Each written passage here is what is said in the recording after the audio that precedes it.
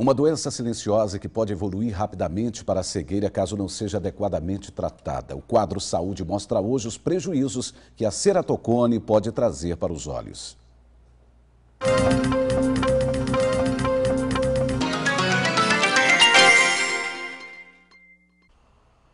A caminhada de Raquel para superar a ceratocone já tem mais de 10 anos. No início, ela não se cuidou. A doença evoluiu e tudo foi piorando. A visão ficou mais ou menos assim, bem embaçada. Além disso, as letras ficaram duplicadas e a dor no olho se tornou constante. Se ler um livro como esse é complicado, avalie o tanto de oportunidades que Raquel já perdeu. Deixei de trabalhar, inclusive como operadora de telemarketing, que eu gostava muito, né? Não posso mais trabalhar como operadora de telemarketing, não posso mais manusear máquinas, não posso trabalhar utilizando na informática planilhas no Excel, já encontro muita dificuldade. Minha autoestima baixou bastante por conta disso, né? Tenho um auxílio nos estudos, mas com dificuldade. Evito estudar à noite.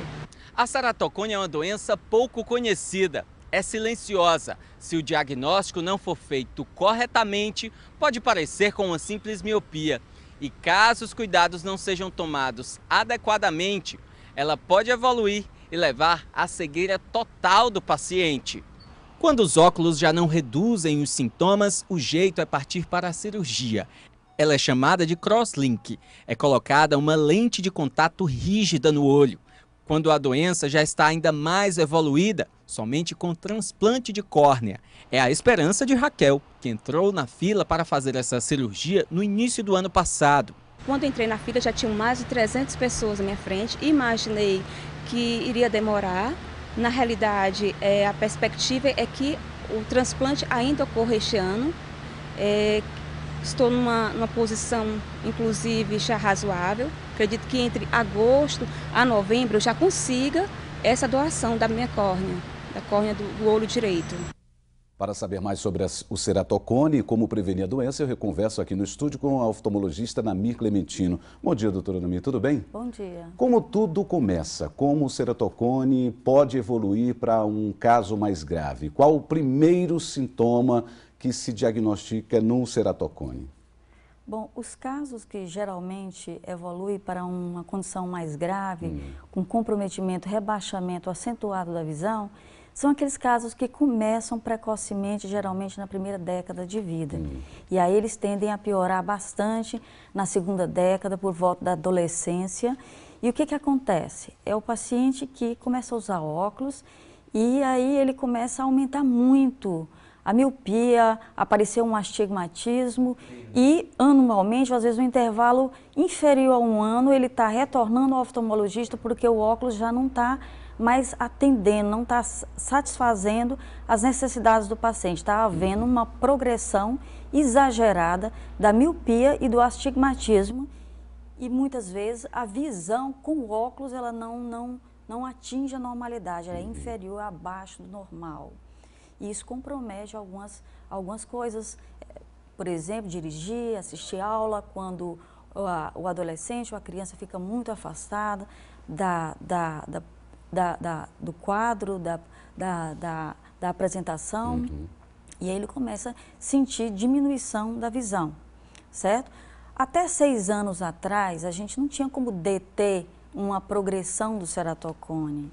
A gente tinha recursos para tentar melhorar a visão. Quando o óculos passava a não atender as necessidades do indivíduo acometido, a gente passava para as lentes de contato específicas para o ceratocone. E aí, quando a lente de contato não funcionava mais, o paciente não conseguia mais usar a lente de contato para melhorar a visão, aí tinha que partir para a opção cirúrgica, que eram os implantes de anéis intracorniano para estabilizar e melhorar a curvatura da córnea e também o transplante de córnea, que é o último recurso utilizado no tratamento dessa doença. 6 anos atrás, foi introduzido um tratamento que foi mencionado aí, que é a única opção que a gente tem hoje para deter a progressão da doença. Se o diagnóstico for feito precocemente, então o paciente já tem miopia e o astigmatismo, que é o cross-linking do colágeno. É um tratamento que a gente fortalece, aumenta a resistência da córnea, impedindo que ela aumente a curvatura dela, se torne cônica e comprometa a visão. E ele vem a precisar de um tratamento mais agressivo, como um transplante de córnea. Então, hoje a gente tem o que fazer para prevenir estágios avançados da doença, como dessa moça que apareceu na entrevista, que está numa fila de espera aguardando para transplante de córnea. Hoje a gente, quando diagnostica precocemente e ele está numa fase progressiva, a gente tem a opção do cross-linking, que é um procedimento já aceito pela comunidade científica e é realizado aqui na prática clínica no Brasil, no mundo inteiro, incluindo aqui em Teresina. Então, o objetivo é prevenir que a doença piore, estabilizar ela. Doutora Nami, com relação ao descobrimento, né? A senhora falou que ela não tem idade. Com relação à idade, ela pode surgir a qualquer momento, na verdade, mesmo, a senhora falou que na escola, observando uma criança, então ela não tem idade, ela pode surgir a qualquer momento? Na verdade, como eu te falei, o perfil mais comum é o paciente entre a adolescência e os 20 anos de idade, mas às vezes a gente dá o diagnóstico numa fase mais tardia. Os casos que a gente dá o diagnóstico numa fase mais tardia, entre os 20 e 30 anos, dificilmente eles vão evoluir para uma fase avançada da doença e vão precisar de um transplante de córnea. A gente vai poder utilizar outros recursos para ele ter uma visão boa, possa levar uma vida normal. É uma doença que o paciente já nasce com ela ou ela... É uma doença multifatorial.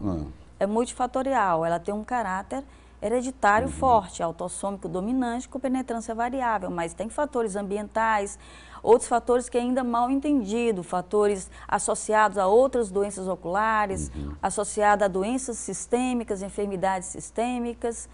Mas, certamente, o padrão genético, a hereditariedade tem um importante componente. Às vezes, o paciente menciona que não tem ninguém na família com aquele problema quando a gente faz o diagnóstico. E aí, quando a gente vai fazer um screening, um estudo da família, a gente vê formas subclínicas da doença através de exames específicos e que permitem o diagnóstico, tem alta sensibilidade, que permite o diagnóstico precoce da doença. O astigmatismo, ele pode evoluir para o ceratocone, doutora Nami?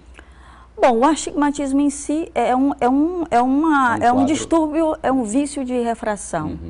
Ele, isoladamente, assim, falando em astigmatismo, você não pode atrelar de uma forma direta ao ceratocone, certo? Agora, um astigmatismo acima dos padrões, alto, acima de 3 graus, que progride, que o grau está aumentando, que você faz a medida de visão do paciente, ele não consegue atingir visão normal, e aí você tem que ficar antenado e procurar, começar a investigar, pesquisar algo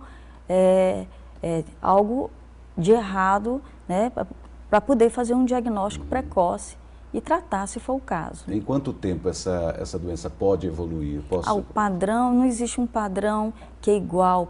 Existe uma apresentação extremamente... Tem casos que a gente faz o diagnóstico assim, o paciente enxerga normal, usa o óculos, que não é um óculos, é um óculos, uma miopia baixa, com astigmatismo baixo, mas no exame de topografia, que é o gold standard, a gente consegue fazer já um diagnóstico de uma forma subclínica da doença e que o paciente enxerga muito bem com o óculos dele e não está progredindo mais, já é um adulto com mais de 30 anos de idade, essas formas são menos preocupantes, certo? Agora, as formas que a gente observa em crianças na primeira e segunda década de vida, certamente essas têm que ter um acompanhamento mais de perto e hoje a gente tem como evitar que elas cheguem num estágio mais adiantado.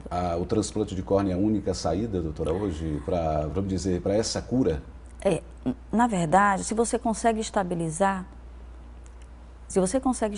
o paciente fica enxergando bem com o óculos dele, pronto, assunto acabado. O tratamento cross-link não é para deixar de usar óculos, é para evitar que a doença progrida, tá certo?